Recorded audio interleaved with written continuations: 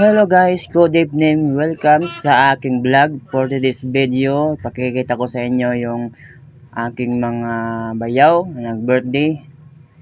Nandito sila. Si Kuya Kulas nga pala. At ito naman yung ating birthday boy. Aking bayaw na si Joshua. Say hi. Birthday niya ngayong gabi.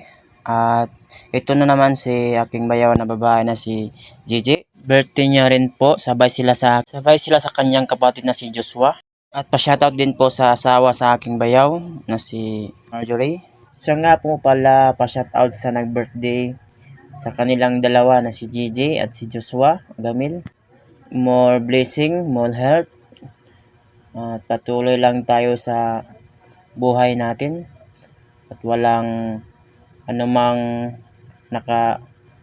wisyo sa ating katawan. Always goal health pa rin tayo, guys. Kahit konti lang yung ating nailapag sa lamesa, kahit papano meron tayong nailagay na kahit kunting handa lang, basta ang importante malusog ang ating pangangatawan. Siya nga pala pa-shoutout sa mga nagpa-shoutout sa akin, lalo na kay Dudong na noong araw pa nagpa-shoutout sa akin. Pati rin kay Tito, shoutout din sa akin. Shoutout din kay Angelo, umilit sa akin ay shoutout din siya. Ayan na yung cake na nag-birthday sa kanilang dalawa. Happy birthday to you sa inyong dalawa. Sana mating pa yung more blessing, more birthday.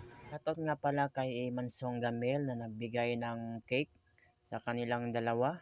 Kahit papano, kahit wala siya, nakapagbigay siya ng isang simpleng cake lamang para mailagay sa kapag kainan at maisabay sa handaan. Kung makikita nyo guys na ito lang yung aming na bibigay na handa, ay isang simpleng handa. At least meron tayong nailagay na handaan, meron tayong makain. Sabi pa nila, kung merong birthday, merong handa. Pag merong handa, merong inuman. Pa-shoutout din sa mga nag-follow sa akin, nag-like and share. Salamat sa inyo. Bago tayo mag-goodbye, kakanta muna tayo.